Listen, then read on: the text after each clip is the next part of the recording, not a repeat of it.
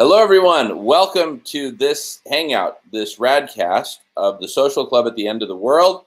Happy to be joined by Adam in Olympia, Washington, and Dan in Chicago. I'm coming at you from the Hollywood Hills of the Los Angeles area of California, and we are about to dive in to some really interesting topics. But before we do, I want to give Adam and Dan a chance to speak. But even before that, I just want to say this is open to the public.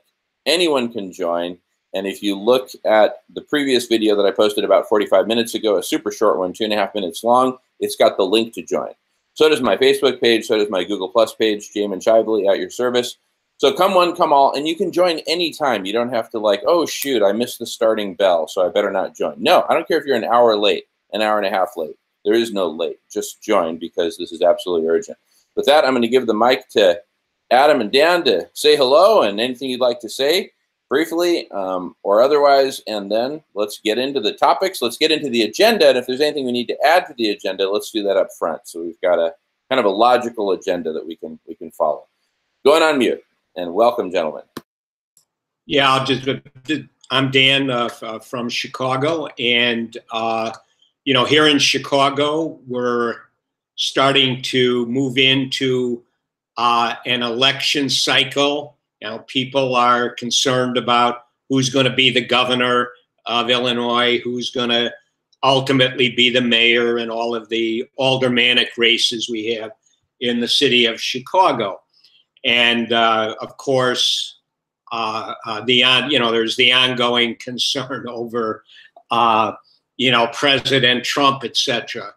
Unfortunately, there's very little concern in general in the population with exponential climate change, and even though as this summer has just kicked off, and here in Chicago we haven't had anything super extreme, although it's a little more humid, maybe a little bit warmer so far as we're in July, but nothing to shock people here in Chicago at all.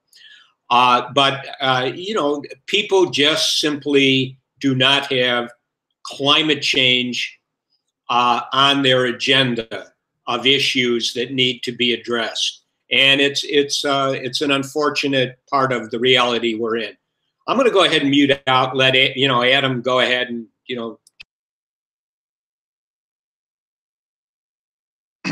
Well, I'll just say hi, and as you know, I've been doing my own show, and I've been watching other shows too, and there's an incredible amount of a heat wave going on all over the world. The jet streams are slowing down, and things are really, really getting serious. It's like they've got down in California, there's record-breaking temperatures. I think it was like 112 in LA and 108 in Sacramento. Just really tough all over, and it's not going to get any cooler either. So I don't know. I just think it's time to stand up and do something. And Jamin mentioned that you can't have just somebody's not going to just come out and give an idea or a plan that is suitable, that's just going to work, and I do put out a plan, but it relies heavily on collective intelligence. It depends on collective intelligence. I certainly don't have all the answers or all the details. I'm just kind of putting out the obvious that I see, and that mankind needs to do. So it is a comprehensive plan, but I fill the gaps in with, I just say, oh, this is something for collective intelligence to decide. And it is, in fact, my last show had a whole list of things that, like about a dozen things that collective intelligence could be used. Like coming up with a way for free endless supply of free, clean energy. I'm not talking solar or wind. I'm talking about something more like geothermal, or these new machines that Tesla type of coils and things like that. I mean, I just think that I think we do have the technology. We're just not able to use it um, because of these institutions that are in place and been in place for so long, and they won't, let go. So that's all I have to say for right now, and I'm looking forward to this talk. Thanks. Awesome. Great stuff, gentlemen. Let me just read briefly the agenda out loud. In fact, I might as well just screen share it. Let me just make sure that we're in a good point to do that. Okay. Yeah, I'll screen share. Okay.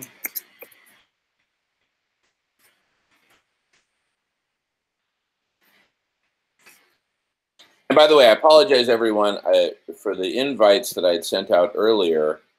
Dan pointed out that there was conflicting times on the start time. One said 10 a.m. and another 11 a.m. I'm so sorry about that for anyone who jumped in at 10 a.m. Anyway, can you all see the Word document on the screen here? Okay. So anyway, let's see here. So here's a flexible agenda. So we can add to this once we've reviewed it. But the question is, wait a second. This looks like an old. No. That's fine. No, here we go. No, we're good. Sorry about that.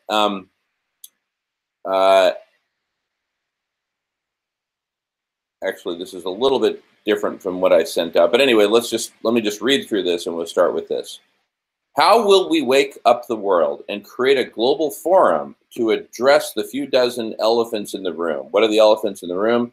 Destruction of the biosphere, driving abrupt climate change, the carbon economy, driving abrupt climate change, overpopulation, driving abrupt climate change, and abrupt climate change itself exacerbating all other problems and greatly accelerating the sixth mass extinction, and so on and so on. You know the list. So my point of view is not so much, let's wake up the world to the bad news, because my perspective has evolved over the last year or so, that basically most people are waking up to the fact that climate change is a really, really big deal. But once they wake up to that fact, they immediately hit the snooze button, right?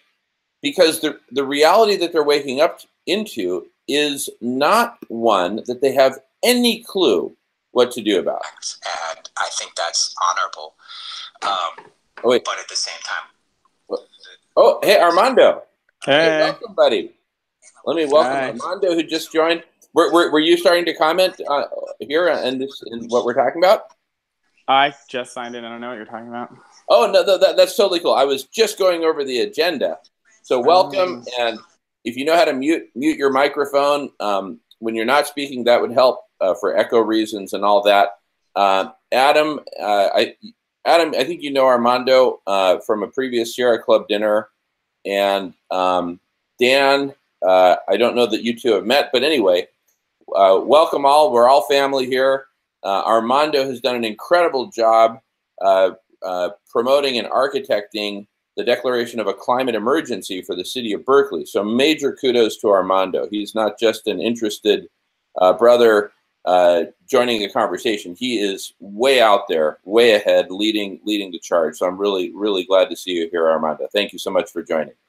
And with that, I'm going to jump back to, well, first of all, okay, and once you see the agenda, then it's probably probably be a better moment to weigh in and, introduce yourself and all that, because we'll have some context for it. So back to my screen share of the agenda. So I was just saying that, in my opinion, it's not so much about let's wake up the world to the bad news. I think most people are waking up to it. I mean, if you surveyed, 100 people here on the streets of Los Angeles, I think 80 or 90 of them would say, yeah, I know climate change is a big deal and we got to do something about it. But nobody has a clue what exactly to do about it. And so they immediately shift their attention to something else. And we'll talk about that something else in a moment here. And basically let someone else figure it out. The government, the private sector, Elon Musk.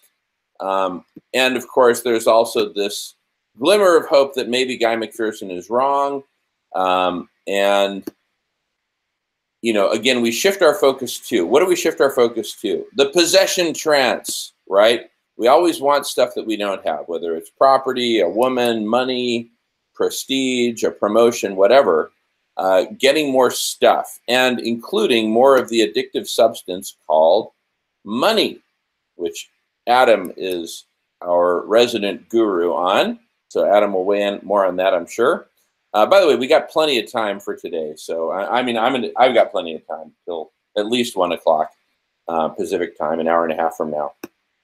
Another thing that we distract ourselves with is our relentless focus on our being intensely social creatures. We are always trying to get in the realm of the social. We're trying to get laid, we're trying to get married, we're trying to get a promotion, we're trying to get recognition. And notice how the operative word in this bullet and the previous bullet of the possession trance of getting more stuff, the operative word is get. We are seldom, if ever, happy and at peace with where we are now, who we are with, what we're doing. We're always trying to get somewhere, someone, something that we don't have. And it's almost like we're these robots who are programmed to get in this way. And of course, myriad other distractions from the painful reality of life and death on planet Earth in 2018. So, following my logic here, my hypothesis. So if the key is not waking people up to the bad news because nobody knows about it, then what is the key? And in my opinion, the key is twofold, and the two parts are largely chicken and egg. Key number one, create a planetary forum to address the bad news, a forum that is engaging, exciting, and even fun. More on that in a few minutes as I talk about what we're doing here in Los Angeles. And number two, invite the world to join the conversation. And a little more background on this is, I think, as we engage the world in this forum that we're creating, that the four of us are happily on right now, plus whoever else joins, and all are welcome. Just look at my comments at the beginning of this video to find out how to join the conversation. Even in progress, an hour late, doesn't matter, join when you will. But in order, so as we convene this forum, okay, now suppose we've convened the forum, and actually this is a forum. What do we need to do? We need to figure out solutions in the realm of transformation of culture. See, we've got this culture that's focused on getting, and of course that's driving the destruction of our planet and ultimately ourselves and all other life on planet Earth, or almost all of it, depending. So we need to transform our culture, our global economy, which is built on top of our culture, and indeed our entire set of living arrangements, which are part of our culture. The other thing we need to transform is our intelligence. From traditional human interactions, from academia to Cheers, spawning creations of all kinds, creations of solutions, to designed orchestrations of collective intelligence as a mashup between collective human intelligence and various flavors of artificial intelligence. And that's, of course, what we at Radish do every day, is develop this platform. We also need a transformation of governance and ultimately a transformation in planetary stewardship. So these transformations, I maintain, are vital. If we don't have a transformation in culture, if we don't have a transformation in intelligence, governance, and stewardship, all four of those, we're gonna miss the mark in terms of saving as much as we possibly can of life on Earth. So with that as an introduction, is there anything anyone would like to add to that agenda or change about that agenda before we proceed? Yeah, go ahead.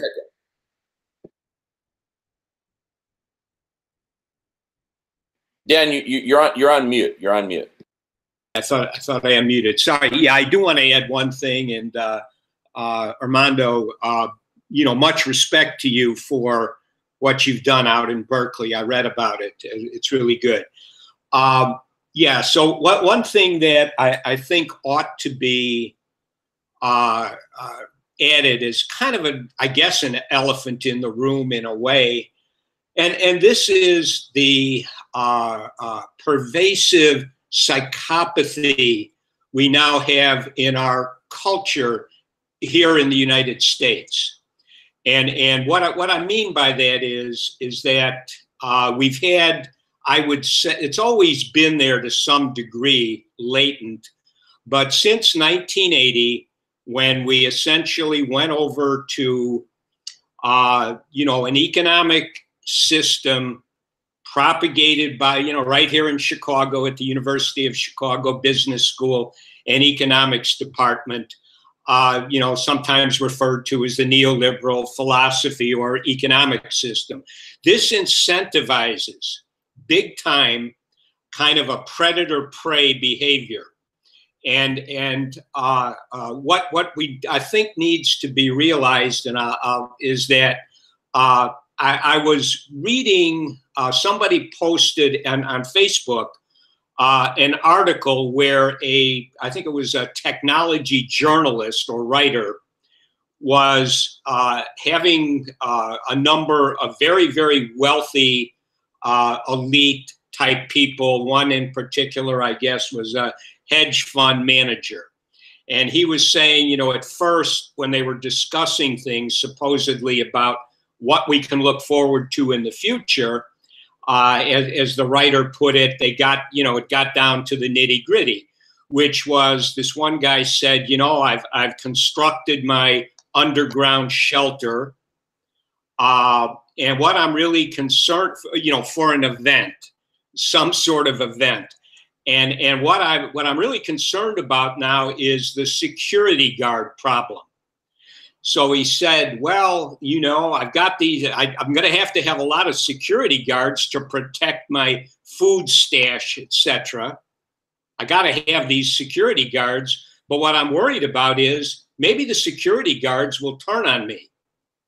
How am I going to be protected from the predator-prey behavior of the security guards I'm going to have surrounding me?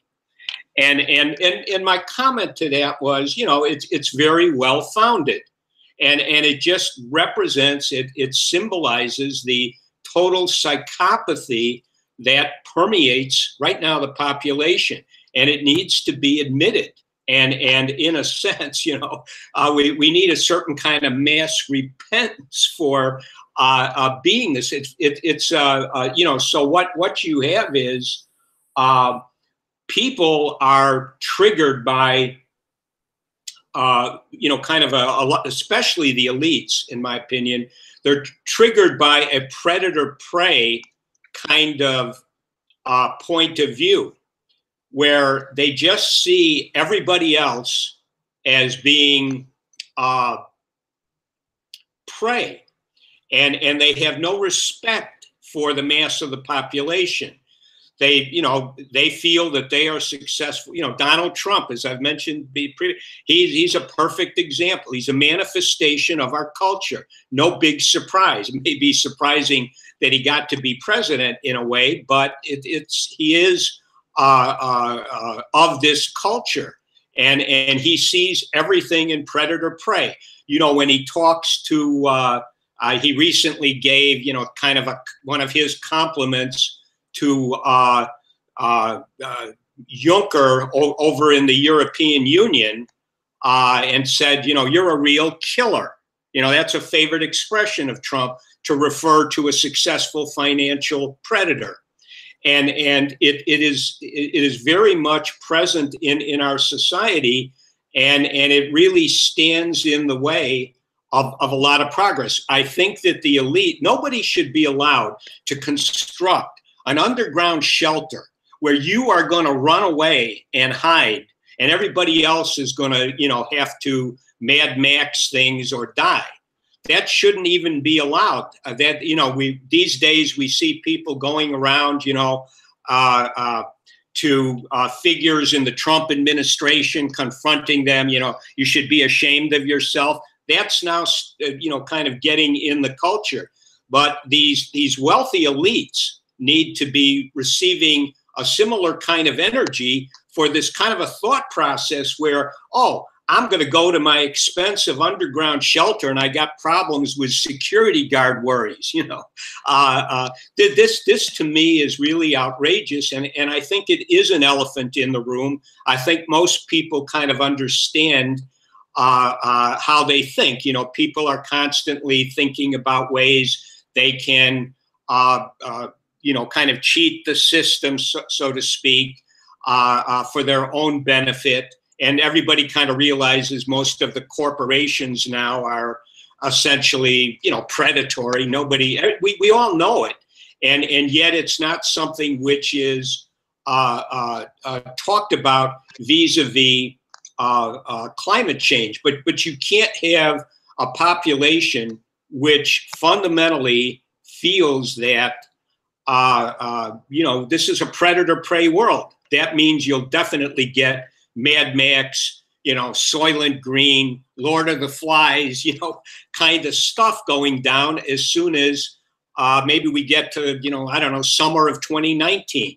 But it's coming very rapidly. So I think that the general psychopathy, particularly among the elites, and what our neoliberal economic system incentivizes big time, needs to be recognized. It's another elephant in the room, and it really needs to be challenged because it's just got a grip on everything. I'm going to go ahead and mute out.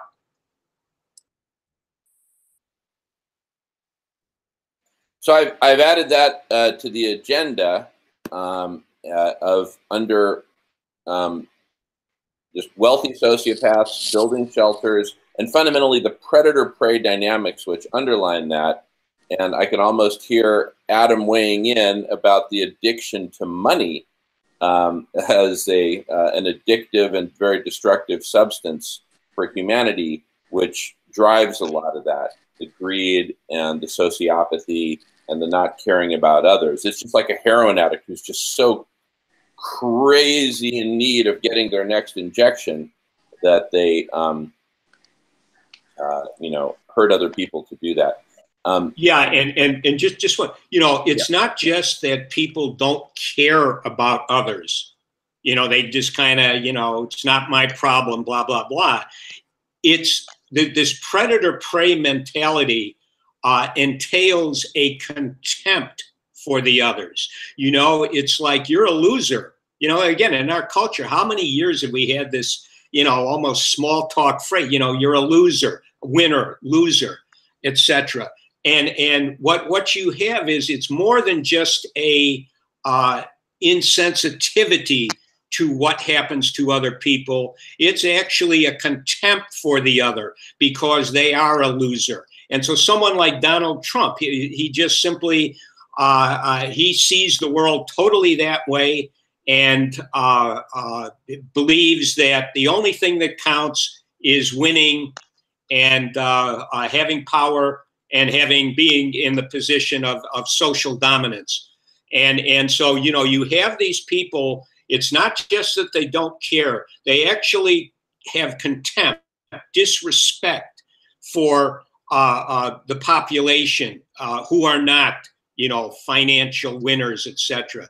And I think that's something that's important to really understand. I'm muting out. Absolutely. I'm really glad you brought that up. So any other things we'd like to add to the agenda? And this is really important because whatever we don't conclude on this meeting discussing, even if we don't get it all, we can discuss on the next meeting, the one after that. So the agenda is something I'm taking very seriously.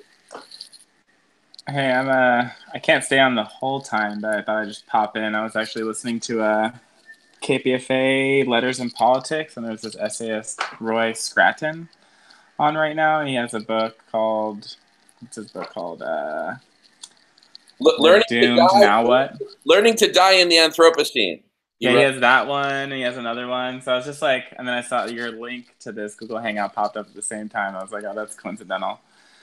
But so we started this Berkeley Climate Emergency. This isn't really the agenda. Well, I guess the agenda item is the global repurposing of the economy and our social relations and the power dynamics. I mean, I feel like personally the only thing that even approaches survivability for humanity is a global peace pact for our shared survival. And how we get there is an open question, but I think in the next, there is though an acute opportunity to seed that. In September, the governor is holding a International Climate Action Summit. That's going to be very internationally focused, and so a very high number of international leaders are going to be in the Bay Area, and I think this narrative needs to get out there. That, you know, the only thing that really approaches the scale of response for the climate crisis is this kind of global peace pact for shared survivability and a total repurposing of our global economy to do so. I don't know how that happens. I don't have all the strategy in mind, but I would love to be on a team that has that acute focus. And there are a lot of people out here who have that understanding and would put the effort in and need some organization. I'm not a super master organizer, but I would love some help. So there's an upcoming acute opportunity to seed such a impulse and opportunity this year. Would you please repeat the dates again and the location of the event that you mentioned? So the Global Climate, let me just check it out. The Global Climate Action Summit is being hosted by Jerry Brown.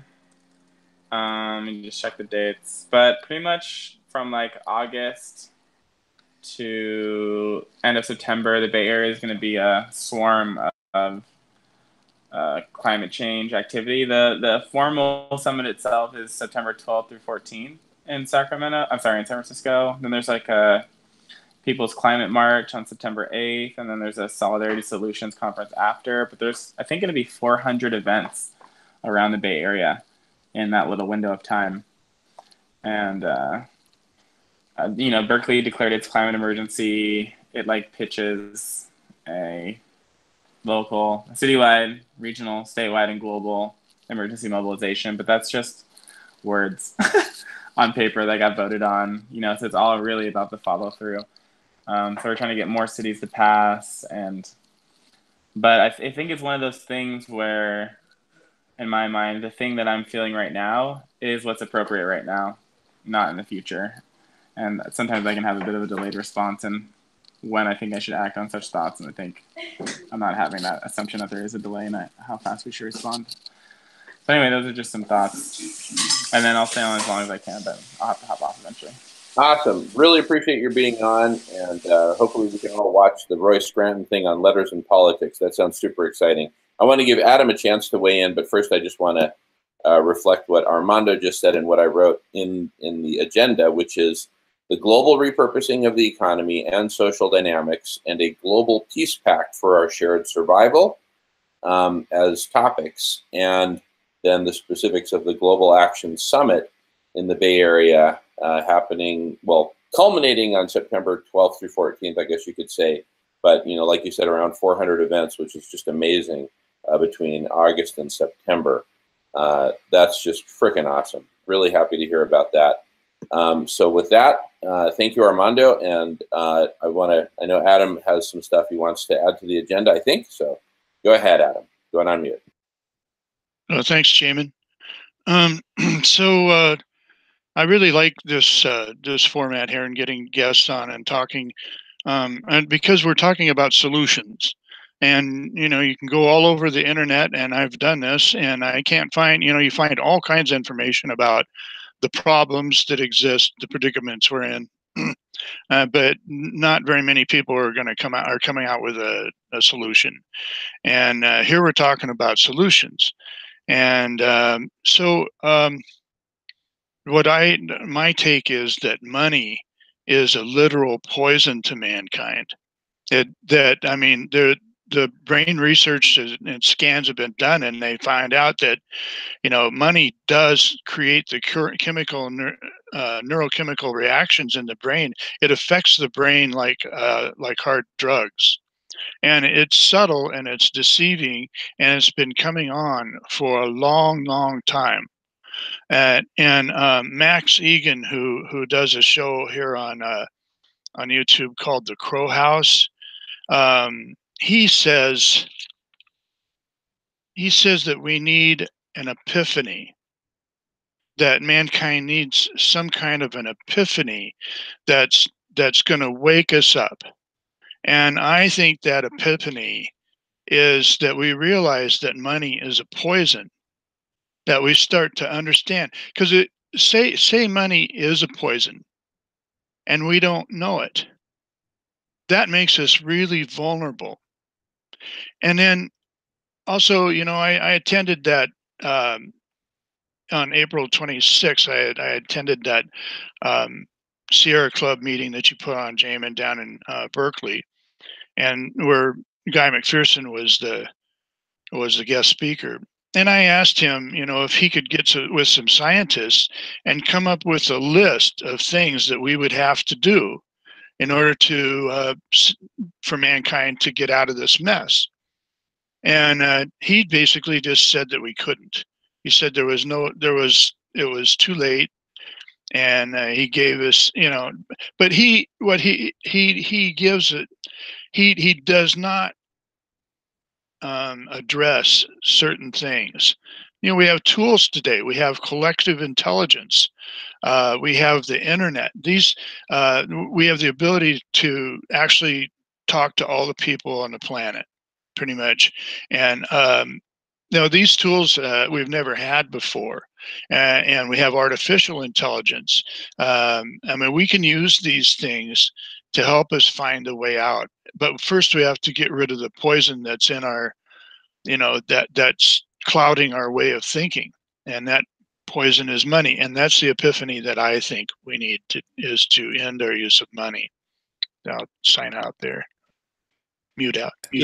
If I could jump in off of what you're saying, Adam, I do think that, yeah, you know, money, wealth, it is addictive in a similar way to drugs. You know, it ends up triggering off, you know, dopamine rushes in the mind brain. And that takes away, you know, an appreciation for consequences of what you're doing, etc.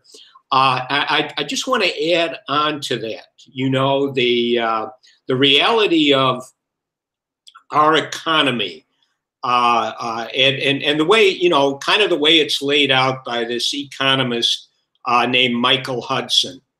You know, his most recent book is called Junk Economics. And what he's talking about is how economic theory was hijacked. Again, going back to you know, Milton Friedman, the stuff that was, you know, kind of that came to prominence when Reagan got elected president in the United States and Margaret Thatcher over in England. And what he points out is that the classical economists, if I'm using the right expression, were very, very concerned about taxing what's called, you know, rentier income, unearned income, rents, like, you know, real estate developers, what they're all concerned about, and, you know, dividends paid to stockholders. That the idea was that this unearned income, which really doesn't contribute anything to the real economy, they just now have got it so everybody is brainwashed to think that, you know, these financial predators are really contributing to the economy when they're not. They're actually parasitically draining the wealth away from a real economy.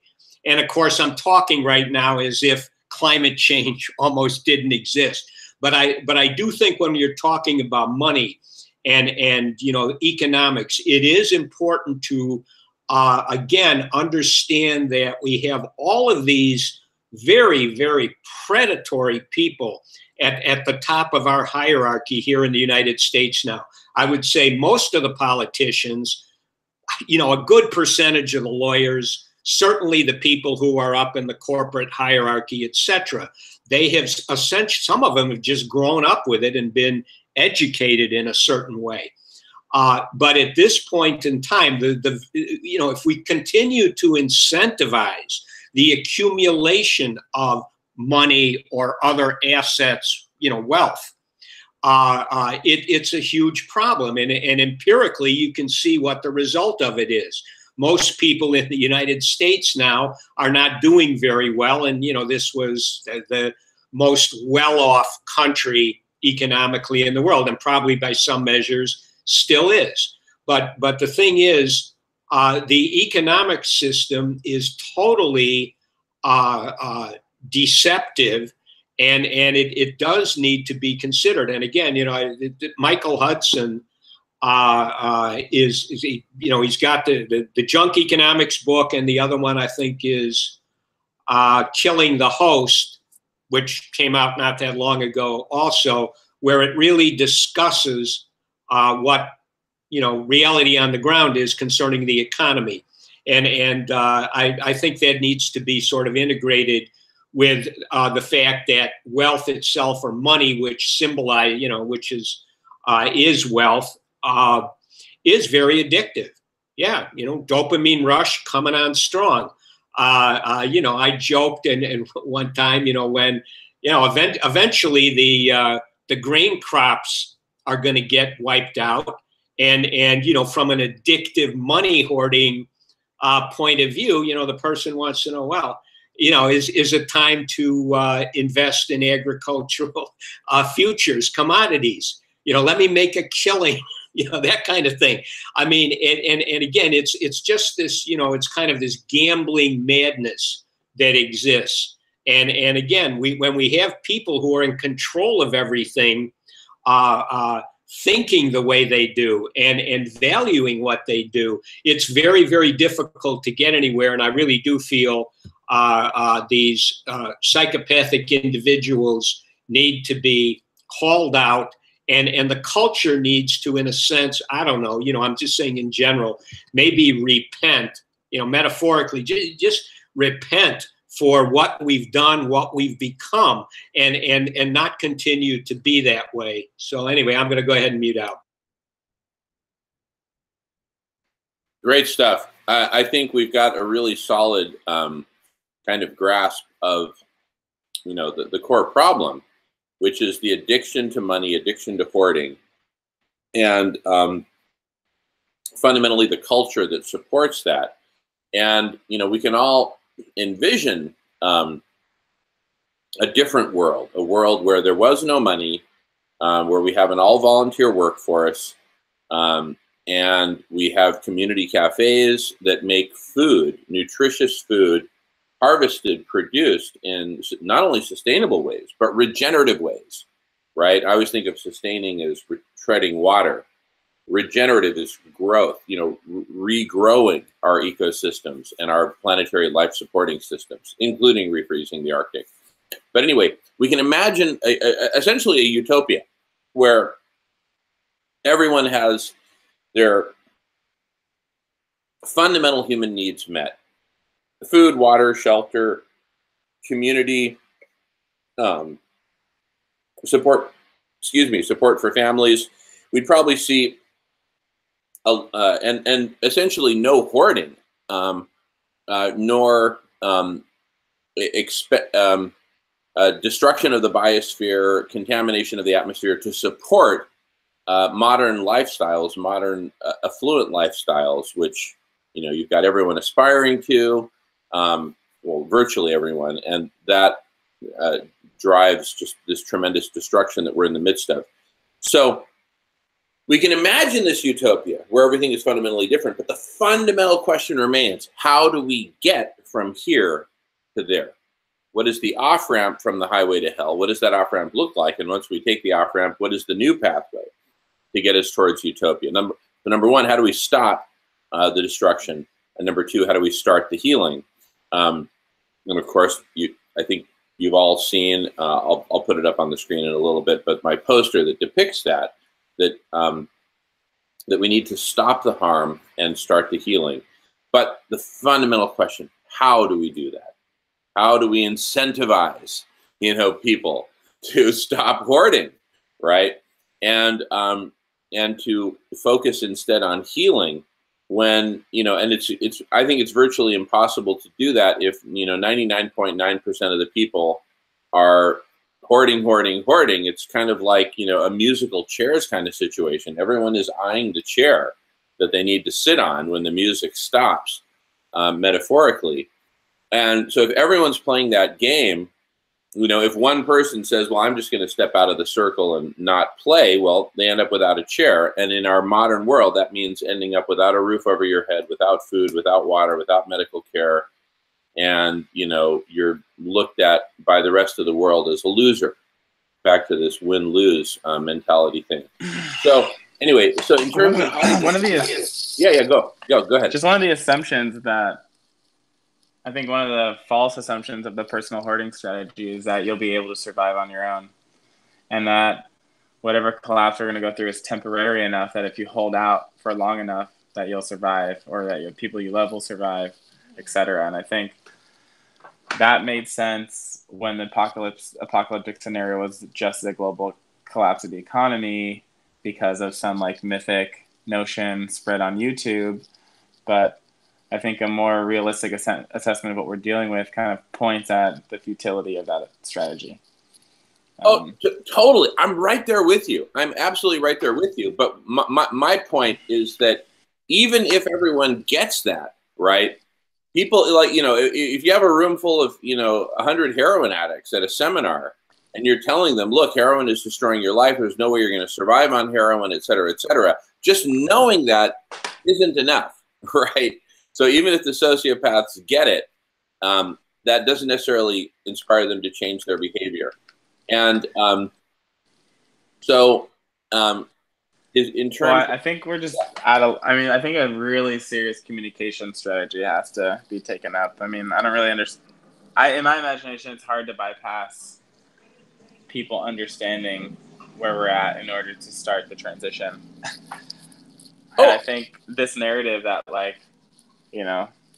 the narrative that we all kind of have the patches of, the understanding of our situation, is still very much a fringe understanding. And as long as it remains a fringe understanding, it won't have the capacity to become, a driving force. And so that just seems like a really basic problem. No, it's fundamental. But what I'm saying is, even with more and more people waking up to the reality of climate change, the loss of Arctic ice, the methane being released, et cetera, that understanding alone, while vital, it's certainly necessary for transformation, but it's insufficient. That's my argument. Necessary, but insufficient. So what else is missing beyond that understanding of we could put a whole bunch of understandings on the table. The understanding of exponential climate change, abrupt climate change, the understanding of methane, the understanding of, you're not going to be able to survive even if you hoard billions of dollars, et cetera. Put all these understandings on the table, as well as an understanding of utopia, that this is possible. Understanding is not enough. And I just want to point to landmark education that helped me understand that understanding is not enough. There's got to be something more. And one of those something mores, the fundamental one, is what is the pathway by which you get 7.36 billion people and counting to A, understand, and B, take that understanding and use it as part of the foundation for building a sequence of solutions that'll get us from the highway to hell that we're on toward an off-ramp towards utopia. And I believe the fundamental missing ingredient to accomplish all that is collective intelligence. Because collective intelligence will figure out optimistically, and I have to be optimistic, but collective intelligence will figure out all of the solutions, including the prototypes, the prototype community cafes, the prototype arcologies, the prototype, new sets of living arrangements that a bunch of pioneers can embrace and share with the world. My fundamental hypothesis is this, that really makes me optimistic about this, is that if we can design an arcology, which is a mashup between architecture and ecology, that is both hyper-sustainable and nurturing of collective intelligence, then that arcology can become like a seed, right? That can then germinate and grow and spread as more and more people look and observe and say, oh my goodness, this really represents a new path forward. And here's what's going to be vital. The people living in that arcology and participating in the collective intelligence and transforming agriculture and transforming ecosystems, even if it's at a very small scale, prototype scale, I don't know, a few 100-acre farm or something like that. The key that I think is going to be successful to getting that model to spread, and it may not just be one model, you may have one for a desert climate, another for a jungle climate, another for a subtropical, whatever climate. The key to getting that to spread is that the people living in that arcology, they've got to be happier. They've got to be getting laid. They've got to be, I'm not joking. They've got to be really fulfilled and happy. And it's got to be obvious to people outside the arcology looking in, oh my goodness, that's where it's at. And, I'm going to sell my house in the Beverly Hills and quit my job and join one of these so that they can start popping up all over the place. That's my optimistic view of how we can get from here to there, because then it becomes like a cascading thing. The more of these arcologies that start to take root, and the more people there are living inside them, then you have more and more people participating in collective intelligence, which itself is a totally delicious experience. We've used the term massgasm. It's like a mass orgasm because it is so wonderfully fulfilling, fun, delicious, engaging, that I'm addicted to it in a very good way. I don't know if addicted is the right word, but I embrace it as it's more like a healthy thing that just is incredibly fulfilling, like meditation. I think the question that extends from there is, the arcology is one model. This climate emergency mobilization is pretty much embedded in it, is the same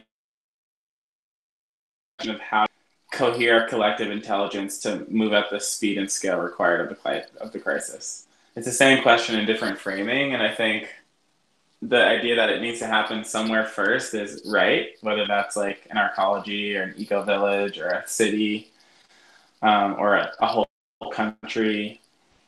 And that's definitely the question we're facing, and the language it's in is what does a citywide mobilization look like? And I think or cohering the sustained collective focus and intelligence and effort and labor and commitment and relationships in order to repurpose the city is kind of basically the question we have to answer right now. So I think that question is right, but then the question is, how do you get a community of people to do that? And what cities are a pretty important criteria, because the majority of the world's in cities, they're projected to be in cities, all the problems of humanity are in cities. But essentially, I don't know, just to back up the question of how do you get to that point where, people want to be collectively orienting is, I think the question. And I think that having the capacity to do so, I think people change when they have the support and the capacity to do so. When an addict has a community of support, whether it's like a therapist, a program, people who care about him, telling him it's worth it. People don't change unless they have the capacity to change. And so that usually is some amount of communal support. And I don't know, just like on a basic level, we're such fickle beings. Like our psyches are so fragile. Like the community in Berkeley, some people understand the climate crisis. Some people have been working in it longer. Their feelings are hurt because they feel like they weren't being included in the process. of the emergency declaration, and they want us to have all the answers, even though why would you expect us to have all the answers? And I think the social element, like even getting to collective intelligence, is a really hard problem. People getting to the point where they actually want to be at the table together for long periods of time in order to figure it out. Like that's just hard. Like overcoming our culture separation, individualism, and the power dynamics and the status, people maintaining certain social statuses amongst the whole thing is really tricky. It's super tricky. It's super, super tricky. But I would posit optimistically, and I want to welcome Jason, who's down in Long Beach, not too far from where I am right now in Los Angeles. So we got to get together, Jason. But anyway, before I ask Jason to introduce himself, I want to point out that, A, we have overcome the problem of bringing together a collective, a community, right here, right now, on this forum. Here we are taking time out of our busy days. We could be doing other things. And what are we doing? We're talking with each other and talking about co-creating these solutions. So that's one thing I want to point out. It's happening right here and right now.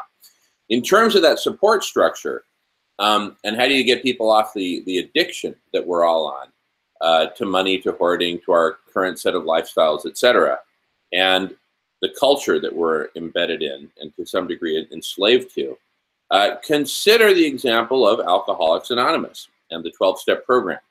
There you have infrastructure. You've got a new culture that is Alcoholics Anonymous. I've attended a number of meetings. And in that new culture, it's something where, people come in and observe, first name basis, it's all anonymous. In other words, you don't really have to commit to anything to find out what it's about, to learn about it.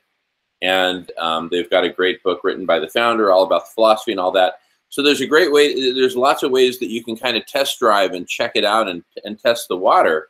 And really what people are discovering through that process as they check it out, it's like, wow, there is community here. It's like family. It's loving. It's compassionate. It's supportive. And so if we use that as kind of a metaphor to an arcology, obviously you don't move into, to an AA meeting and live there. You typically go once a week for a couple of hours or, whatever. But it's a beginning of a community. It is a community. And so it certainly is possible to create these communities designed around transforming and ultimately eliminating addiction, and getting communities of people onto much more healthy lifestyles and ways of being. I'll talk in a little bit about what I'm doing here in Los Angeles to build community. And but in the meantime, I first want to go on mute and welcome Jason. And Jason, whenever is a good time for you to chime in. It looks like you might be in your car, though I can't see you at the moment for some reason. Your screen's kind of frozen. But anyway, Jason, just jump in when you feel like it. Say hello, but no pressure since it looks like you might be driving. So anyway, but in the meantime, I'm going to go on mute and let others chime in. Really great discussion, everyone. Really loving it. I'm gonna throw out an anecdote, that has been on my mind for quite some time. Maybe it was about, I don't know, a year or longer. There was a forum out in the 10th Ward of the city of Chicago. It's far southeast side of the city, where candidates from the Democratic Party for governor were, there, and they were speaking and, answering some questions. And one candidate, J.B. Pritzker, who is now the Democratic candidate for governor here in Illinois, and he had his lieutenant governor candidate, a woman, African-American woman, who was with him. And she was going around and, introducing herself. And I shook hands with her, and I asked her, I said, I think her name may have been Streeter, Julia Streeter, but anyway, I asked her, did she and, you know, J.B. Pritzker know what the median income for a working person in the United States was? And she didn't know. You know, she just didn't know. And, you know, I informed her that, you know, it was around the median income for one person working, not household income, was around 30 grand a year, according to Social Security Administration. And, you know, so to me, and then I was telling people, you know, we really need to confront these political candidates to see what they actually know. You know, because in my mind, why would I want to be voting for somebody who's going to have policy control on economic development and you know, situation of people in a city or a state, who doesn't even know a lot of basic things? And I think when you get to climate change, I would imagine that most of these politicians, who I do believe at this point in time are fundamentally psychopathic, you know, who's going to be able to, you know, climb that ladder these days? So the thing is, when we have these political campaigns coming up, and I really think there ought to be a set of questions, you know, fundamental questions that these candidates should be forced to answer. And if they can't answer them, you know, then that should be somebody who no longer merits serious interest from a population, whether that's on a neighborhood level, a city level, state level, et cetera, federal level. And you know, so if we look for solutions, and we understand that the politicians who are basically supported now by the plutocrats in this country, and if you're going to be a successful politician,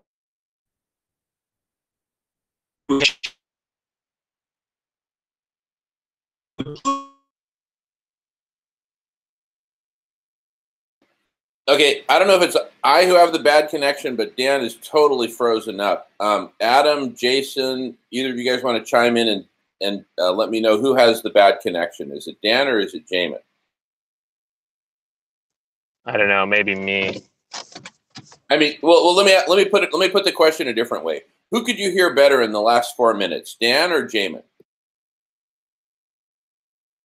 I heard Dan talking for a minute, and then yeah, he just went off just now.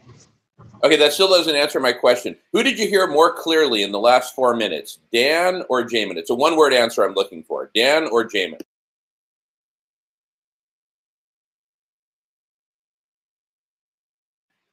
Okay, Dan dropped off. Jason's on mute. Adam, are you still there? Yeah, I'm still here. Yeah, it was you, Jamin. I could hear you much better. Okay, Dan just rejoined. Okay, Dan, you're back. Yeah. You had broken up real bad and then you dropped off. But so welcome back, Dan. Go ahead, Dan. Again, just I don't know how much of what I just said was heard, but basically the fundamental method. Yeah. Okay. Well, so you know, here is a practical, you know, one of many solutions that maybe can get some traction by having a well-constructed set of questions that anybody running for office ought to be able to answer, and to not allow that. You know, we you know, the way it is right now, you know, it'll be like here in Illinois, you know, we got J.B. Pritzker against Bruce Rauner, two plutocrats. And you know, some people like Rauner, some people like Pritzker, but basically, you know, it's like, well, you know, I think J.B. Pritzker is going to help the children more than Bruce Rauner. That level of analysis is totally inadequate to really be making a decision on somebody who you want to see as, you know, in charge of policy. And you know, again, so you've got, you know, again, if in Illinois, we have, you know, these constant advertisements, one showing how J.B. Pritzker kind of destroyed the toilets in his mansion so he could get a, you know, say it's not habitable. That allowed him to get apparently over $200,000 tax break. And the thing to me, and that's put out by Rauner, who was, of course, a private equity predator for that's how he made his, you know, most of his money. And you know, and then it's like with Pritzker, it's, you know, or any of these, why would you be looking to get a tax break on a second mansion when you're already somebody who apparently is worth $3 or $4 billion? You know, and why would we want you to be in charge of things? And you know, you could say the same kind of things about Rauner. But unless the population has a set of questions that, you know, they understand, well, we got to get the answers from these guys or these women. We have to know this. And I think it's a viable way to proceed. And maybe we could collectively create some set of questions. Anyway, I'm going to mute out. Yeah, that's an interesting point, Dan. And I would, if I were to put that into a bucket in the context of everything that we've kind of put out in the framework that we've been discussing, it's kind of loosely coming together. I would put that in, you know, part of the design of utopia. In a utopia, right? You know, everyone's fed. You don't have overpopulation. We're caring for the environment, and our political leaders have to be able to answer some basic questions, right? And, you know, we need to be able to filter out the sociopaths and the plutocrats, et cetera, et cetera. So I would put that in kind of, you know, elements of utopia. And like I mentioned earlier, we could spend a lot of time kind of putting together all the elements of what a utopia would look like. But the elephant in the room and the fundamental missing piece is not, you know, is how do we get there from here? Yeah, Jamin, I want to take an issue here because look, I'm all for utopia, and I can see, you know, in utopia we have to have ways to control social dominance tendencies, etc. But what I'm suggesting is a long way from any utopia. It's just simply, it's, you know, it's reality on the ground, pragmatic stuff, because what we live in right now is we have elections, and it is feasible, I think, you know, unless I'm off in my own utopia here, but it seems feasible to me to construct a set of questions collectively, and maybe collective intelligence, you know, the platform could be useful in that regard, I'm not sure, but basically, and to then distribute these questions, you know, with a discussion of why it's important to challenge politicians, not in utopia, but right here now, 2018, as the world bakes. And we do have all sorts of constraints, especially a system where psychopathic predator-prey oriented individuals get into these positions of power. So I just want to say what I'm suggesting, I can see it being a part of some utopia, but I think it's very basic. We're not in utopia, and I think it has application in the here and now. So no, I agree. No, you're absolutely correct. So let me take a different approach, because there's so I see what you're suggesting as one of the elements of a pathway towards a better world. Let's just say the true north is utopia. What you're talking about would help us get there. There's no question. So my then question, which could be rhetorical, since I don't know if there's a practical answer, but my question is, how do we get to that new, you know, culture of politics, to just give it an umbrella label? How do we get there from here, from the current dysfunctional system of politics to this new, more functional one? And I would suggest to you that what would be required to make that happen is, in fact, cultural transformation. We would need for people to say, you know what, it's not enough for me to just look at these TV ads and vote for the person I like the best. I'm going to demand that our politicians live to a higher standard, be able to answer a bunch of questions, et cetera, et cetera, et cetera, have accountability. But to get there from here, where people are apathetic, not because they're stupid, not because they don't care, but because they're in survival mode. With the sociopaths taking over the economy, it makes it harder and harder and harder for normal people to eat, to find a place to sleep, you know, to have the basic necessities of life. And so as people are in just this survival mode, I think, you know, political reform, electoral reform is one of the last things on their mind. They may have thoughts about it, but how to actually organize people to implement that, I think, is part of a much larger problem and opportunity, where I think collective intelligence is the key. Because, see, collective intelligence can precisely figure out all of these different elements and ultimately create a pathway that takes us from where we actually are right now, and doesn't try to do some Evel Knievel jump across the Grand Canyon to a new form of politics and electoral reform where politicians are held to a higher standard. I think there's a Grand Canyon between where we are now and there. So rather than try to make some impossible leap and say, well, you know, that sounds to me kind of along the lines of, hey, wouldn't it be great if young people stopped having babies until we figured out the climate thing? Well, yeah, that would be wonderful. My God, that would be fantastic. But how do you get there from here? How do you get people to stop having babies? How do you get people to do, you know, electoral reform? And what I'm saying is, you know, that's why these are elements not necessarily of utopia, but they're elements of the pathway to utopia.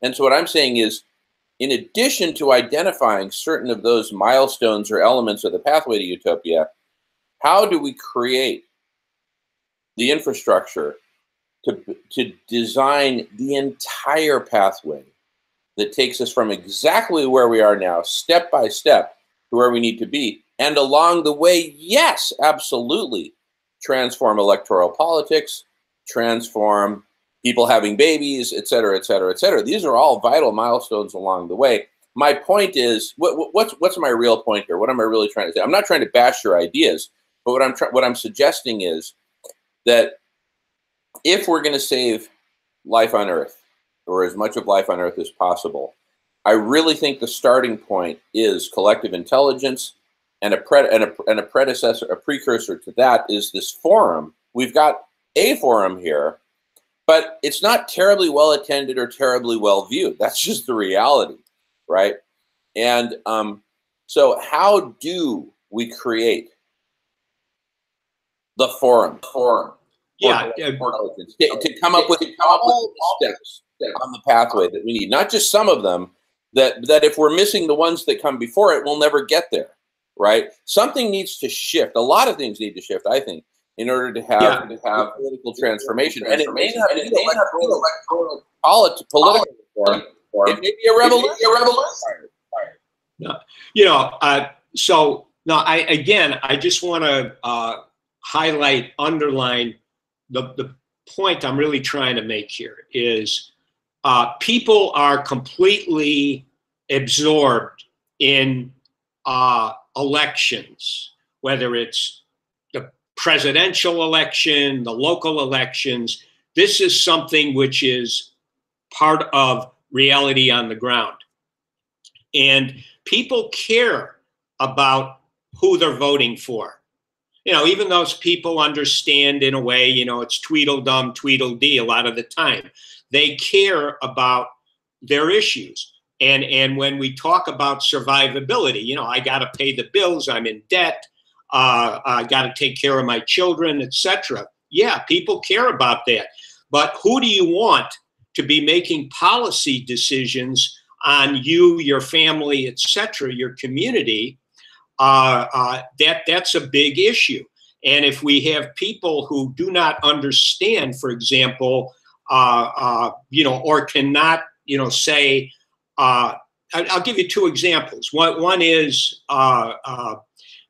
could you explain why the country, most of the country, is now extremely in debt, and how did it, do you understand how that came about, and what are your thoughts on that? Or do you understand, as far as what happens when the Arctic goes into meltdown? And the issues are, and there's many of these questions that can be distilled and figured out. But the point I'm trying to make is, if people understand that this is something relevant, what could be more relevant than, if the Arctic melts down, that's going to really accelerate in an exponential fashion the heating. And at a certain point, I guess it's, 104 degrees Fahrenheit. Once you get above that, grains aren't going to be able to, survive very well. And so you, as a politician, do you even know this? You don't know it. Well, maybe you're somebody who we don't want to elect because you don't even know about the problem. And I think that at this point in time, you say to yourself, how are you ever going to break through? And people everywhere are concerned with these elections. And what I'm proposing is, or suggesting is that, and maybe this platform, Jamin, could be of use in this regard, where we get input from people concerning a set of questions that are very, very relevant. And then go ahead, distill it, and have it available for activists in communities all over the country, because we are going into the election time. And maybe it's not something which would work, but it is something which I think is feasible. And it's a way of raising up consciousness, because all that people think about is what they see on the mass media, which is all about elections and candidates. It just is endless.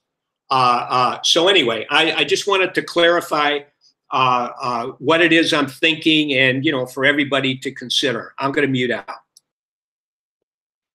Gotcha. No, and again, don't get me wrong. It's an extremely valid point. I'm just trying to focus on the practical of how do we get there from here.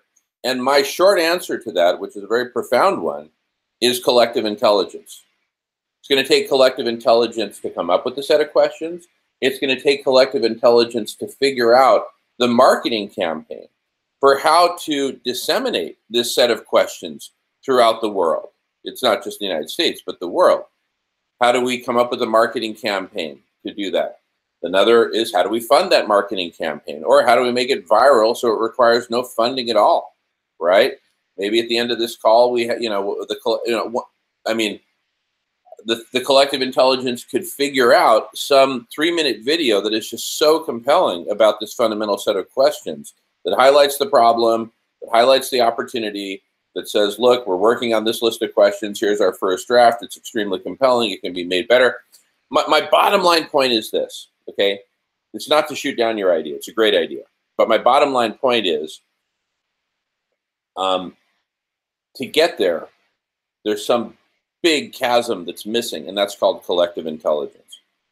And so my point is, let's focus on building out that collective intelligence so that we can figure your opportunity out, and several hundred other opportunities that are absolutely vital, like how do we refreeze the Arctic ASAP? How do we stop the methane from getting into the atmosphere? I do recognize that once we hit that milestone that you're saying we get to, that it becomes part of the culture, that people are saying, hey, politicians, you need to answer these questions. Once we get to that milestone, hey, that's going to be transformational, because it'll transform electoral politics, it'll transform who gets elected, and then once we have a whole new crop of leaders who are elected, then, voila, we can, repurpose the military towards refreezing the Arctic, capturing methane, doing all these wonderful things. But again, the fundamental question remains, how do we get there to this transformation in politics that you're talking about, Dan? How do we get there, from here? And until Can I jump in? Can I say something? Until we answer that question, it remains one of those great ideas that we have no clue how to get towards. So rather than just, all just kind of, sit and pray and wait and hope and send some emails and chat about something that's going to take a lot of a much bigger boat to get there than what we have, to paraphrase Jaws from the 70s, we need a bigger boat to get there and to get to a whole bunch of other solutions that we keep talking about, keep mentioning, but not that this one has come up before. This is a great idea, Dan. But I mean, there's a buttload of ideas that we've come up with that, wow, wouldn't that be great? Wouldn't that be great? Wouldn't that be great? Wouldn't that be great? But until we get that bigger boat that'll enable us to catch those fish, they remain free-floating, free-swimming fish of opportunities in the ocean that we can't catch right now until we have that bigger boat called collective intelligence. And, I hear myself saying similar things to so many great ideas that we need a bigger boat to catch. Like, for example,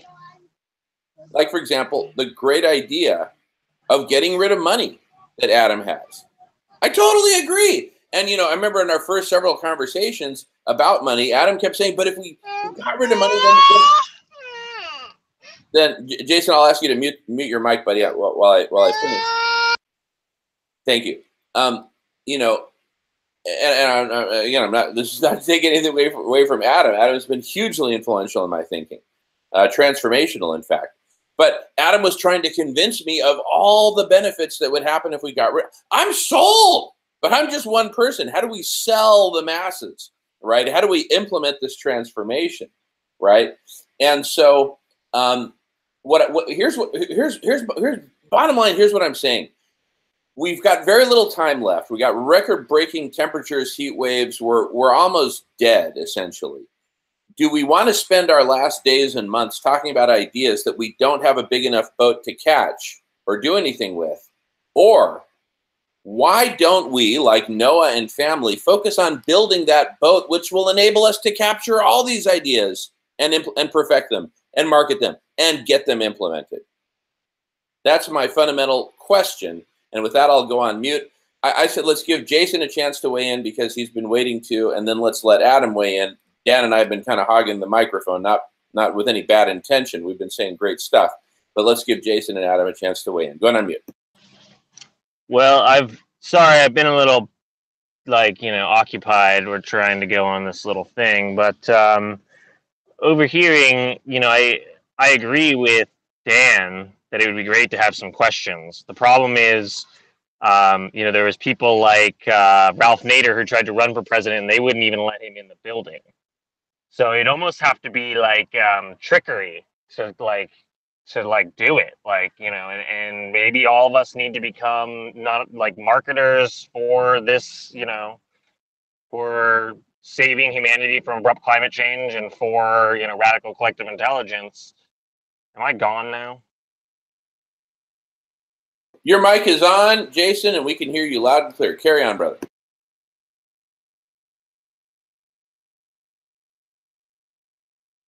Okay, your mic appears to still be on, but your screen is now frozen and we can't hear you.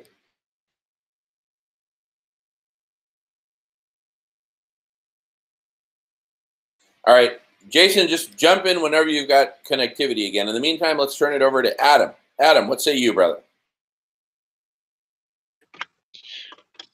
Okay, well, sorry, Adam. Looks like Jason's back. Jason, carry on. You dropped off. You're back. Go ahead, Jason. Yeah, sorry. I don't know what's going on with this technology. I mean, I don't know where you are at with the radical collective intelligence, but we already know what a lot of the answers are. So there's no reason for us to be on this call all the time arguing over what the possible answers are.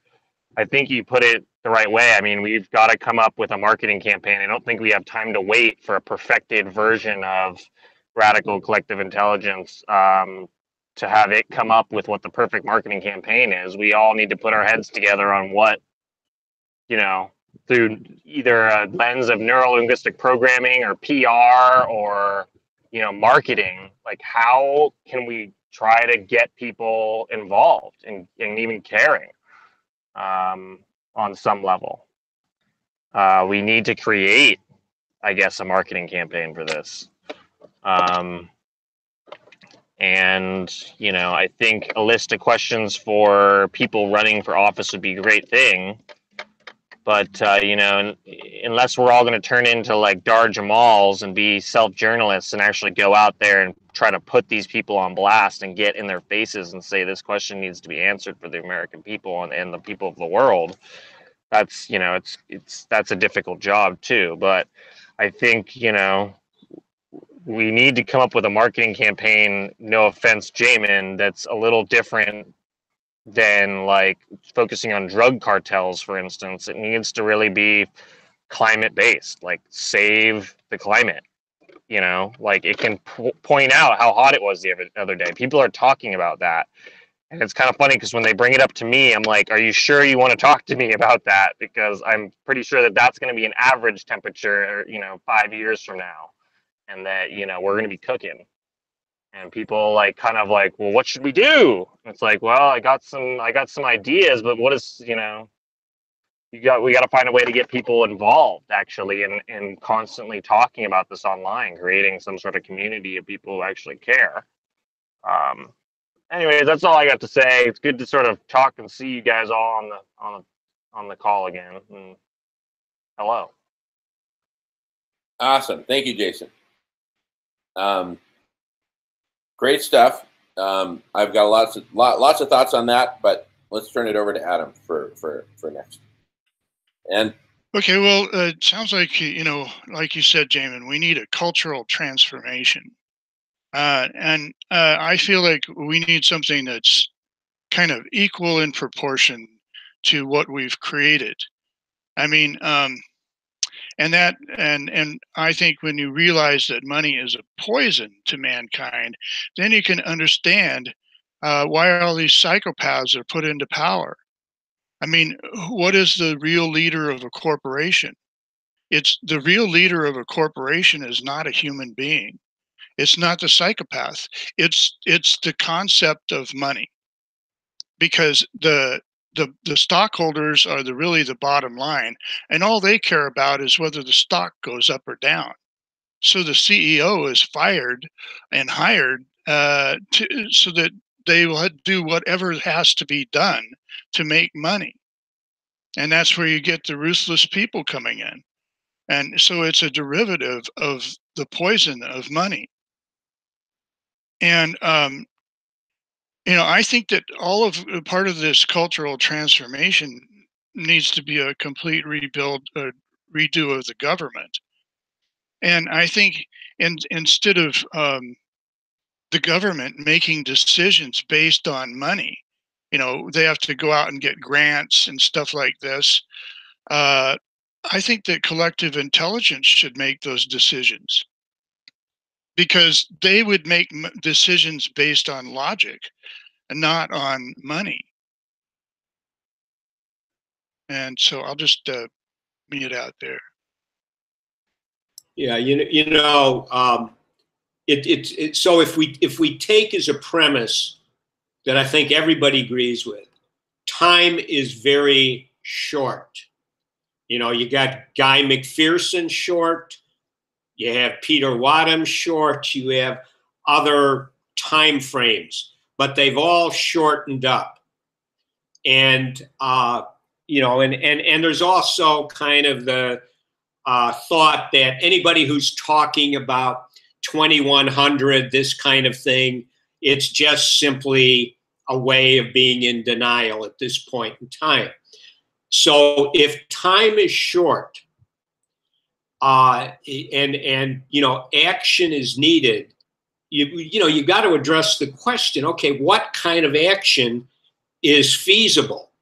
And I do think that you know, putting together through collective intelligence, and again, Jamin, I'm having, you know, a certain kind of fantasy I guess I've always had about the platform. which would be that it could, absorb input from lots of different people, different places. It could then take it up to a meta level and kind of categorize things in a certain way, which would be very, very useful in terms of formulating questions or ideas. But I do think that if action isn't taken in a relatively short period of time, then we have to, you got to get prepared for dystopia, which nobody wants to really think. I mean, that's something no one wants to really think about. Even the, when I was talking earlier, even the hedge fund billionaires got concerns about the security guards, turning on him. So the thing is, we have in the United States, we're supposedly a democracy. A lot of people argue, well, it's not really a democracy. We've already tipped over into a fascist state, because of the corporate control, et cetera. Or, the democracy is just, kind of a kabuki or something, But the reality is we still have elections. Everybody follows their local elections. They do have a concern about what the candidates are saying. It gets massive play all throughout the media. Elections always get it because that's what we're left with here in the democracy. You get to vote for, again, sometimes Tweedledum, Tweedledee, but you get to vote. And what they say, influences people. So again, yeah, sure. I think voting is a waste of time, because it's all rigged, and we get to vote on these little non-consequential things that they're. It's the big corporations that own all the lobbyists, and so they're pushing their agendas, and now they've been given the same rights as an individual, and the real leader of the corporation is money. So it's all an insane system, and you're right. We are in an emergency situation. This is the time where the cop doesn't. If he needs a vehicle, he doesn't go rent one. He commandeers one. That's the situation we're in. And we're going to end up in dystopia, which is going to be a whole lot worse than if we plan our way there. And so I think we need collective intelligence, definitely. And we need a plan. We need a plan for a way out, because it's like Alcoholics Anonymous says, it's a process of attraction, not promotion. We don't have time to develop a marketing plan or think about how much it's going to cost to refreeze the Arctic. We need an epiphany, a major change. And I think that change is realizing that money is a poison,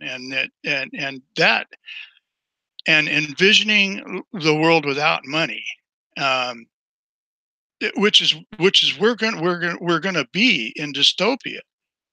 We're going to be there anyway, and that'll be like martial law, and that'll be chaos without a plan.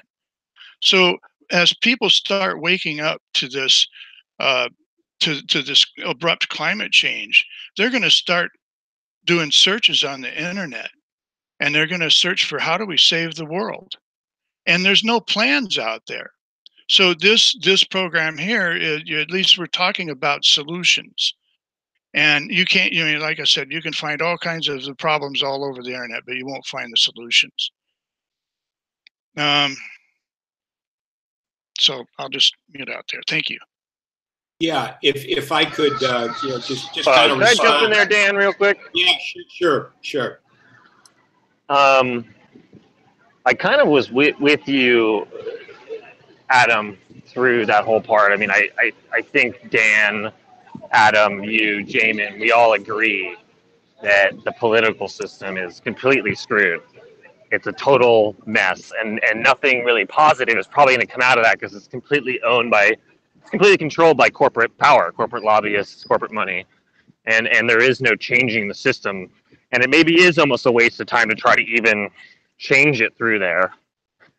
I think having a plan is a possibly good idea, but I think the plan needs to just include picking up the pieces. I mean, I literally think the United States government and empire is collapsing right now. And when shit really starts hitting the fan, they're really not going to be there for the people. And there's going to be a void that can be filled by people who want to step up and lead people. And so definitely having a plan is good for that.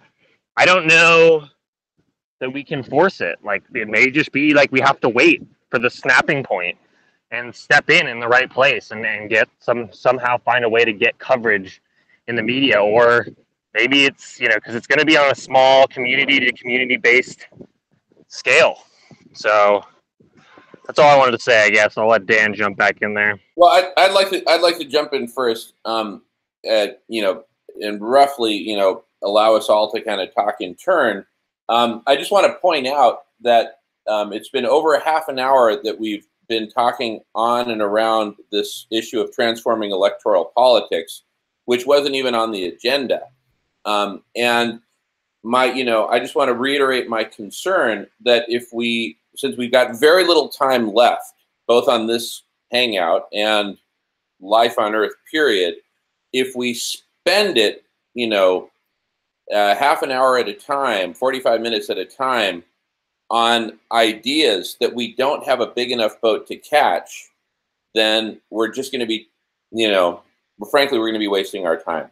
And I think what we need to focus on, so I'm going to request that we table for the moment, and take it as a great idea to think about, but table for the moment the electoral transformation as, hey, let's focus on that. Because we've got to accomplish something, right? If we just, week in, week out, talk about dozens of different ideas, but none of them are implementable, then we become a theoretical think tank that doesn't accomplish jack squat. Jamie, let me just say one final thing, and then I'll look, I'm not suggesting, my idea is not to reform electoral politics in the country. My idea is how do we quickly raise up social consciousness in the population? Because if that doesn't happen, you're not going to be able to generate the kind of pressures that are needed to do anything if something could be done. So it's not like I'm saying we really got to change the way our democracy is. I'm saying that people the mass of the population become absorbed in electoral politics. That's what it's all about. And if you want to raise up consciousness, if you interject into that, which is going to go on regardless, questions that, can be brought up to candidates that touch on issues which do have the potential of raising up social consciousness. I never thought about asking my the guy running for mayor, whether he understood this.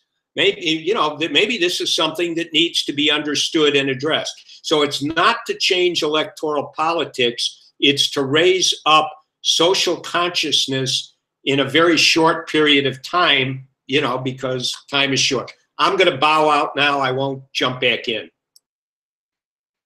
All right. Thank you, Dan. And again, great points. And we're almost out of time. We're almost out of life. So we got to focus on what we can actually accomplish. So let me share via screen share some stuff I'm working on that is in the direction of actually building the collective intelligence so that we can actually come up with this roadmap and the hundreds, thousands, tens of thousands of solutions that we'll need. So, Jason, you had mentioned, the drug cartel thing. I've actually backed away from the drug cartel thing. This is the latest sign that I've added. I've now got 2 signs that I'm showing. You guys all see this? Trump grossum huevos, right? This is drawing people in to the conversation. Whereas the drug cartel thing, people are like, what? You know, or whatever. This is something that resonates with people. Grow some huevos, okay, fine. Trump grows some huevos. What's that going to accomplish? And then so I literally have two signs that I'm showing side by side. Trump grows some huevos and abrupt climate change. Which side are you on? The destruction of Mother Earth being the main issue there. And so both of these are things people care about. Because people care about elections and politics and all that, Trump is extremely unpopular these days. And so Darth Vader taking on Trump and saying, grow some balls, we need to address abrupt climate change. This is much closer to the heart. I imagine, Jason, you would agree with me on that this combination of signs is more powerful than the drug cartel sign. So where am I showing these signs? I'm showing these signs in Westwood Village. I'm the last 3 Saturday nights from about 7 p.m., 8 p.m. until literally 3 a.m. I've been in the heart of Westwood Village, which for me has the most potential for actually creating this forum of any place in Los Angeles, you know, the biggest metropolis in the country, with a tremendous amount of educated people, affluence, an extremely diverse economy, and media capital. It's kind of neck and neck with New York as media capital of the world, you know, because, you know, the two places, each one is strong in certain parts of media. LA is way stronger in film and entertainment. New York is arguably stronger in news, but they're both extremely powerful powerhouses. And the culture of Los Angeles is one that's quite open. So what I'm basically doing, and this also addresses Jason's point about, hey, we don't have time to wait around for some platform for collective intelligence. I'm not waiting around. I'm out on the street in Westwood Village, Venice Beach. I'll be hitting the Santa Monica Pier soon, and other important venues. But the one venue I keep going back to every week is Westwood Village, so that I start to build. I'm building a following there, and more people are coming up and joining the conversation. Right?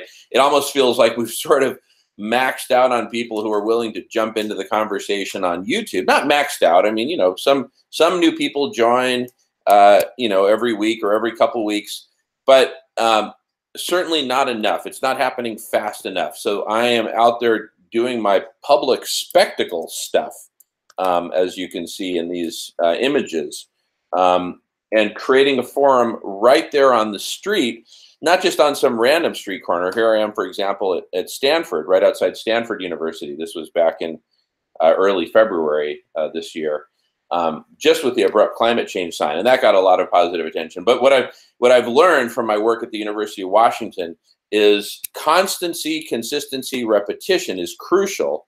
I mean, it's kind of the basics of marketing. And so I've zeroed in on Westwood Village, Los Angeles, and zeroed in on these two messages. People are coming up and they're saying, okay, great. So what are the solutions? And I say, look, the solution, I don't have these solutions, but what I do have is, I believe, the meta solution. What's the meta solution? What is a meta solution? It's that which generates the solutions. Like I keep saying, we need hundreds, thousands, tens of thousands of solutions in order to get there from here. And along the way, transformation of politics, transformation of money, getting rid of money, these are all essential. But we need a bigger boat to catch all those fish. And that bigger boat is collective intelligence. Now, the online platform for collective intelligence, which we've been pioneering on this forum and other forums, Adam started his own forum on transforming money, the road to life, et cetera, et cetera. I'm not trying to encapsulate that for you, Adam. I'll let you do that. But the growth has been slow on the online forum. So what I'm doing is creating a milk and Oreos dialectic between in the street forums, just like ancient Greece, actual forums, and you know, an in-person forum, and the online, you know, dialectic. People come up on the street, participate in the in-person forum, and I say, look, join us online as well, and vice versa. So, I mean, for me, it's all about the forum. It's all about the collective intelligence. That is that bigger boat that we need to catch all these fish of possibility for all the myriad solutions that we need to implement. So anyway, I've got another hangout to kick off in 20-some minutes, and I need to take a break. So I'm going to move towards wrapping up in the next few minutes. I'm going to let everyone say what they have to say in, 2 or 3 minutes or so that we're done by like 1:10 or something like that. So starting with Adam and Jason, and then Dan, and then I'll wrap up in roughly that order. If you guys are ready, go for it. Okay, I'll go ahead and go. Yeah, I'm taking the path of, I have my own broadcasts on YouTube, and I'm doing it Mondays, Wednesdays, and Thursdays from 1 to 2 p.m. Pacific time. And I'm inviting people to join the open discussion like this. And I wrote a plan. I mean, there are no plans out there. I wrote a plan. I call it the Road to Life, and it can be downloaded for free from roadtolife.com. And you don't have to register anything. It is downloaded. So that's the path I'm taking, and it's really hard to grow a discussion website like that. I mean, like, there's nobody even on the chat here, and James has been doing this for a long time. So any help you can do is great, and I welcome anybody else to come up with a plan, that you think can work, and because I don't see any other plans out there, and so that's what I'm doing. So thanks for letting me participate, and also tomorrow, I just want to announce that tomorrow is Wednesday's show, and I'm going to be doing step 4, which is how to create an all-volunteer workforce. And I do some estimates, look at the 40-hour work week, and reduce that down to 15 hours a week, and show how we can create, and which is a really good step towards the reliving life on the earth, or changing our ways. It's the part of one of the steps. And one real quick, but I wanted to point it out, is that Dan especially was going back and referring to civilized man's lives.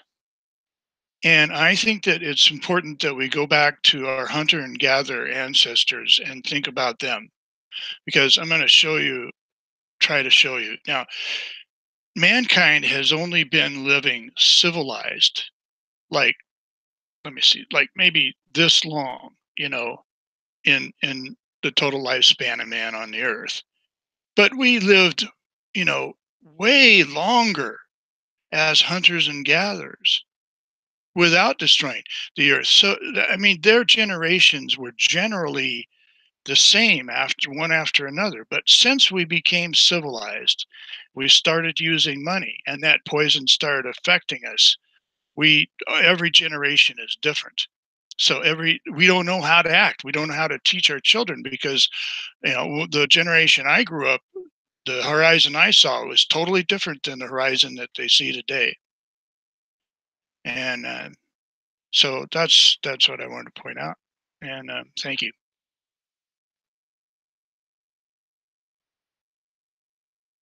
I'll just conclude by saying, as I usually do, I think it's really valuable to have these discussions. In a way, it's role modeling.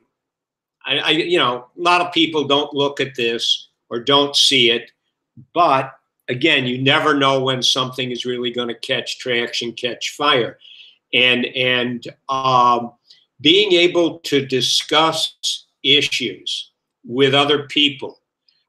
We have, other than the internet, this kind of a forum. We no longer have these kind of spaces out in the public. It's almost completely dried up, where people can really gather and talk about issues, go back and forth, you know, be civil, respectful to one another. And one final, you know, it was mentioned the, you know, 12-step groups. And you know, in the addiction world, the 12-step culture is meant to be a substitute for the emotional support, you know, community involvement, etc., that people get with their fellow drug users or alcoholics.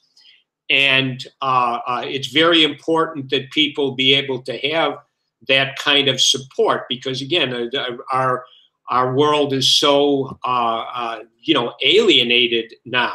But you know, given the fact that we can still get together, talk in a respectful kind of a way about these pressing problems via the internet, these kind of hangouts, I think is really important, because there isn't really anything else, regrettably, that's out there. And one fight, you know, and Jamin, I do think, you know, you going out there as Darth Vader does make an impression. It's hard to not keep that, you know, in your consciousness.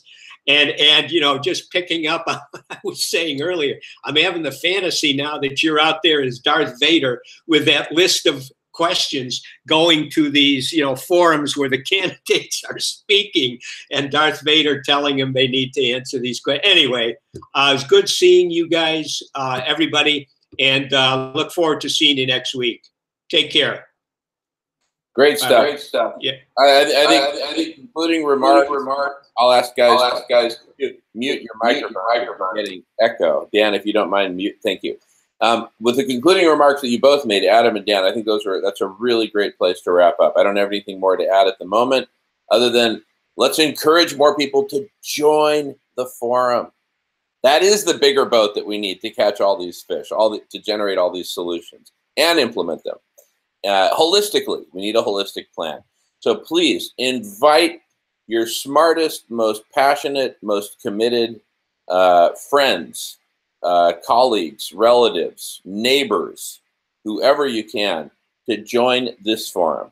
And once this maxes out with 10 people or whatever, great, we can start branching out into subtopics. Dan is kind of my first, you know, I would say, example of the kind of leadership that we need, that both connects with what, you know, this forum that we have here, and creates focus around the money issue, the road to life. You know, once I have, and you know, and then of course my forum, public forums are another example of branching off from that, because everything started for me with the Social Club at the End of the World, where we got together and said, all right, what the hell do we do about this all? So anyway, with those comments, I'm going to wrap. Thank you all for participating. Thank you all for watching. Been really great having everyone on today. Adam, Dan, Armando, Jason, and come one, come all. I've got other relatives and friends who are going to be joining. So let's do this. Let's get beyond that critical mass. And you know, and thank you so much, Adam, for putting stuff on the calendar and creating your own forums. This is the beginning of collective intelligence. It's got to start somewhere. So we're building the boat. So thank you all so much, and look forward to seeing you all next week. See you soon. Thanks, guys. Bye for now.